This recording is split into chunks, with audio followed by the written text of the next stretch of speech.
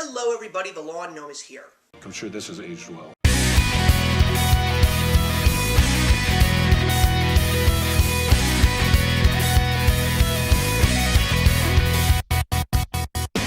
So today I've got a new movie review for you. This movie actually was released a little earlier this year, actually at the beginning of August, but this is still pretty much new, and it is new to me, so I'm really excited to review the brand new Seth Rogan comedy, An American Pickle, which is actually one of the very first movies that premiered on HBO Max. Now, before I get into the movie itself, I want to give you guys a very important fact about HBO Max. If you are still someone who does have cable, like myself, and I'm very glad that I do, and you happen to be a subscriber to HBO, you do have the ability to get HBO Max through your cable provider.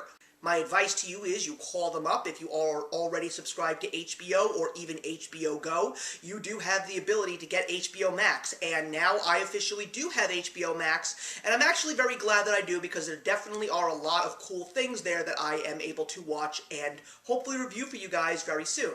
So, An American Pickle was a movie that definitely seemed interesting to me because there were a couple of reviews that I heard about this movie from, and it was supposed to be a very charming, a very light-hearted comedy. So even though I'm not the biggest fan of Seth Rogan, I was still very interested because the story really seemed to have a connection for me. So An American Pickle is the story of a young man named Herschel Greenbaum, who is a Polish-Jewish immigrant who escapes Poland because of the Cossack pogroms, and he goes to New York City at the turn of the 20th century with his wife Sarah to create a brand new life for themselves and, of course, follow the American dream. And he gets a job being a rat killer at a local pickle factory in Brooklyn.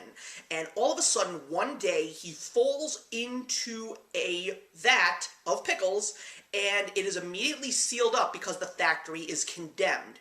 And then 100 years later, someone just happens to lift the lid off the big pickle vat, and he miraculously, and of course unrealistically, survives because the brine had kept him preserved. He is actually the exact same person that he was 100 years ago, and now he is living in Brooklyn, New York in 2019, and he finds out that there is a living relative, his great-grandson, Ben Greenbaum. And both of these men are actually played by Seth Rogan, and rightfully so, because, you know, when you do a film with family, sometimes people do the split screen thing. I mean, think about The Parent Trap, where Hayley Mills and Lindsay Lohan were a set of twins. Truth be told, I didn't think that this movie was really anything special. I did, however, feel that this did have a lot of heart. There were definitely a lot of messages about the concept of family. I also really thought that Seth Rogen's performance was somewhat good. I thought that when he played a little bit more of a serious side, because this film was also made by the producers of one of my favorite movies of all time, 50-50, starring Seth Rogen and Joseph Gordon-Levitt, and that was where I really got to see Seth Rogen in a whole new light. So this sort of harped on those kinds of mannerisms that he brought to us in 50-50. But there were a lot of these points in the film that really didn't fit and just didn't feel like they belonged there.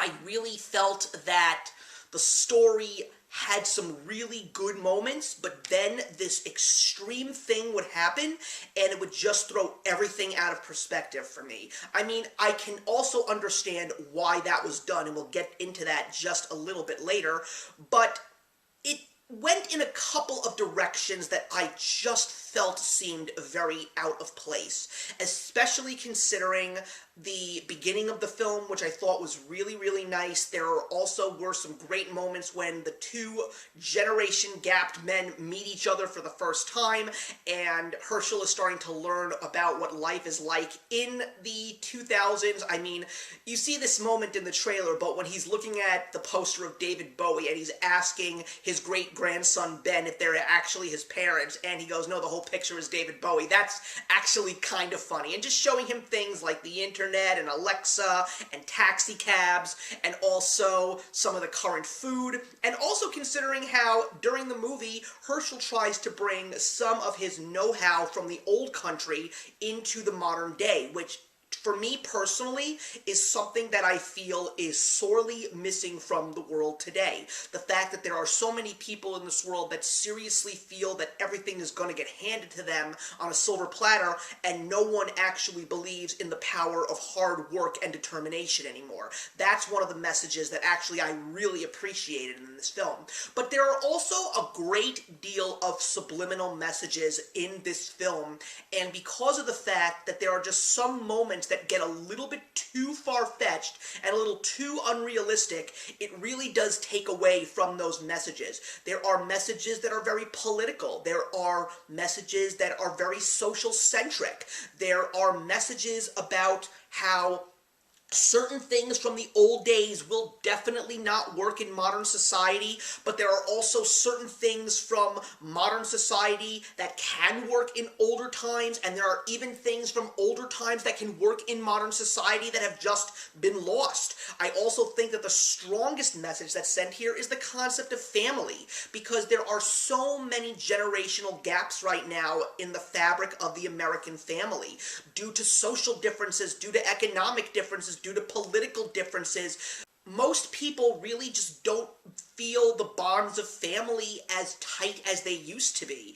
I mean, right now, I definitely will agree that there were points in my life, especially in my late teens and my early 20s, where my main goal was to just get far away from family as possible because I just wanted to live on my own. But now that I've actually reached that point, especially in the world that we're living in right now, the fact that I can't even see my family just shows me how sorely missed they can be. I mean, one of the hardest things that I had to bear this year was the fact that I wasn't able to visit family for the Jewish holidays. My wife and I had to stay home, and we had to find other ways to actually celebrate the holidays, and it was really, really tough because for a holiday like Yom Kippur, which is probably one of the toughest days in the Jewish calendar because you're not allowed to eat anything for 25 hours, it really upset me over the fact that I wasn't sitting in synagogue praying for good things for the year to come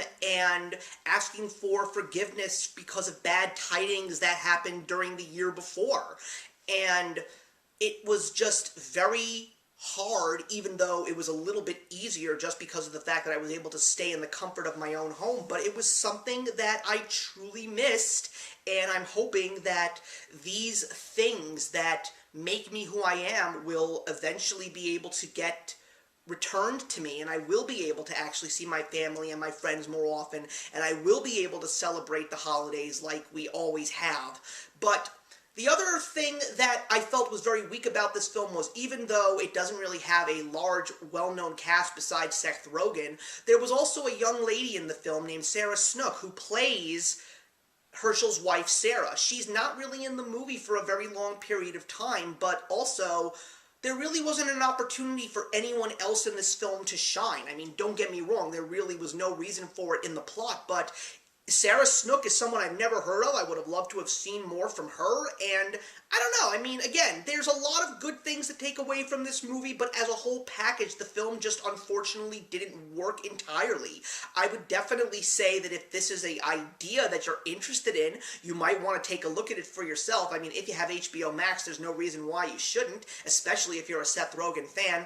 But yeah, I was hoping for this movie to be a little bit better, and some of the ways that this movie went in just didn't rub me the right way. So it's not a movie that I want to see again, and I don't really know what's going to happen with all of these new original films. I mean, I have no idea if they're ever going to be released on DVD or Blu-ray. I mean, I'm very, very grateful to know that Martin Scorsese's film The Irishman is officially coming to Blu-ray and DVD, and I've already pre-ordered it, but this whole streaming thing that is happening right now, the fact that these companies are basically backing you into a corner to say, if you want to see these movies, you have to buy the streaming service and you have to rent them from us. You'll never have the opportunity to own them. I really don't think that that is the right way to market these brand new revolutionary ways to get our entertainment. The fact that we have to trust entirely in just paying a fee, and the fact that we have to just entirely entirely appreciate the fact that we will never be able to own physical copies. We have to just have digital copies. I think that that